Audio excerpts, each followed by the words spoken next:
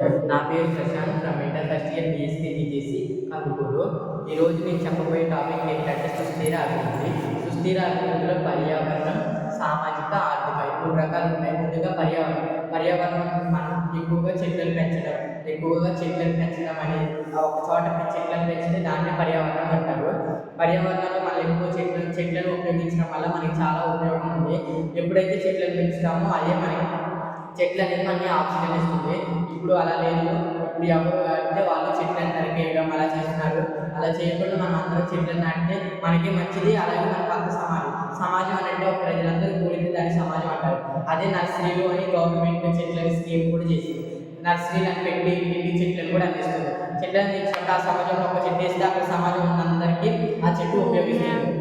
Next వచ్చి ఇంటింటికి సరఫరా చేస్తుంది గవర్నమెంట్. అదే అక్కడ సమాజంలో వేసినప్పుడు కూడా వాళ్ళంతా అక్కడ ఒక్క చెట్టు కూడా సమాజంలో అందరికీ ఉపయోగపడుతుంది. నెక్స్ట్ వచ్చేసి ఆర్థిక. ఇప్పుడైతే ఒకప్పుడు ఆర్థిక వ్యవస్థ కుటుంబాలు చాలా ఉన్నాయి. ఇప్పుడు ఆర్థిక కుటుంబాలు ఎవరు లేవు. ఎందుకంటే మన కొత్త గవర్నమెంట్ వచ్చిన తర్వాత ఆర్థిక కుటుంబాలు అనేవి ఎక్కడా లేవు. ఎందుకంటే వాళ్ళకి ఇల్లు ఇచ్చింది, పెన్షన్స్ ఇచ్చింది, ఇంటికి 2500 ఆడవాళ్ళకి ఇచ్చింది.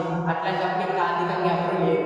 నెక్స్ట్ వచ్చేసి ఇందులో మొత్తం కలిపినప్పుడు ఇంకొక 4 రకాలు ఉన్నాయి. 4లో గాలి కాలుష్యం, నేల కాలుష్యం, నీరు కాలుష్యం, మానసిక ఆరోగ్యం. ముందుగా గాలి కాలుష్యం చూసుకుంటే గాలి కాలుష్యం అనేది ఎలా వస్తుందంటే ఎక్కువగా ఫ్యాక్టరీ పొగ, అలాగే పెట్రోల్, డీజిల్ ఇట్లాంటి పొగ వల్ల గాలి కాలుష్యం వస్తుంది. ఆ గాలి కాలుష్యం వచ్చినప్పుడు మనం ఆ గాలిని తీసుకున్నప్పుడు మన లోపల ఉన్న ఊపిరితిత్తులకి అలాగే నాడీ వ్యవస్థ ఆగిపోతుంది. బ్లడ్ సర్క్యులేషన్ కూడా సరిగ్గా జరగదు. ఎందుకంటే ఆ శ్వాస తీసుకున్నప్పుడు కూడా ముక్కులలో కండరాలు అరిగిపోవడం చేస్తుంది. ఎక్కువగా కార్బన్ డైఆక్సైడ్ విడుదల చేస్తారు. చెట్లు లేనప్పుడు మన కార్బన్ డైఆక్సైడ్ ఎక్కువగా వచ్చింది. ఆక్సిజన్ రావాలంటే అప్పుడు చాలా కష్టంగా ఉంటుంది. నెక్స్ట్ వచ్చేసి నీరు కాలుష్యం అనేది మనం ఎక్కువగా ఫ్యాక్టరీస్ ఇవన్నీ విడుదల చేసేది నీరు కాలుష్యం ఉంటుంది. అంటే అవన్నీ ఒక చెరువులో వదిలేసినప్పుడు అవి మొత్తం కాలుష్యంగా మారి అవి మనం తాగినప్పుడు కానీ పోసుకున్నప్పుడు కానీ మనకి చాలా ఇబ్బందిగా ఉంటుంది. వాంతింగ్స్ అవడం, మోషన్స్ అవడం అని తాగినప్పుడు, అలాగే స్నానం చేసినప్పుడు దద్దులు రావడం. ఇంకోటి ఏంటంటే అవి మొత్తం గొంతులో పోసుకున్నప్పుడు గొంతంతా ఇన్ఫెక్షన్ రావడం అవి మొత్తం జరుగుతుంది. అట్లా నీటిని వినియోగించుకోవడం మనం అలా నేను నివారించాలంటే డయోక్సిస్టిక్ అనేది ఒకటి దానిని నివారించవచ్చు. నీటిని అలా నీళ్ళుగా వాడకుండా నివారించవచ్చు.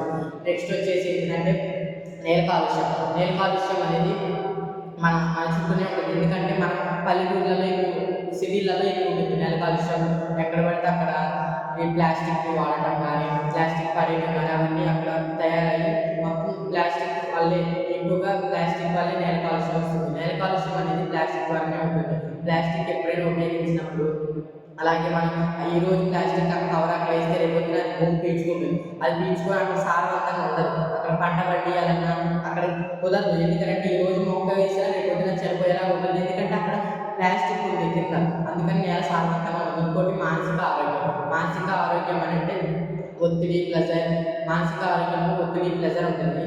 ఇందులో ఉండేది ఒక రకం ఉంటుంది. సైటోజెనిక్ సింటమ్స్ అనేది ఒక రకం ఉంటుంది. అందులోనే విజయ సింటమ్స్ అని ఇంకోటి అటెరీ సింటమ్స్ అని ఈ 2 రకాలు ఉంటాయి. విజయ సింటమ్స్ అంటే మనం ఏదైనా ఊహించుకొని భయపడి ఇప్పుడు ఎవరైనా పిలిచినట్టు గల్లు మన సొప్పట్లు అవి అంటే పాతకాలంలో ఉంటుంది. ఇప్పుడు ఆ వ్యాధి వచ్చినప్పుడు ఇలా చేస్తారు.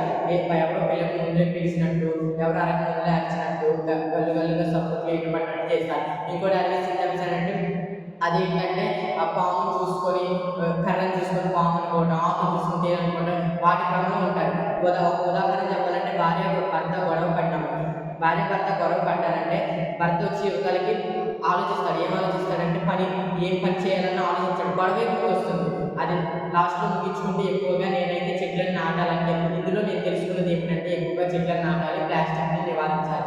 ఈ అవకాశం నాకు ఇచ్చినటువంటి ఇస్కాన్ వారికి నా ప్రత్యేక ధన్యవాదాలు.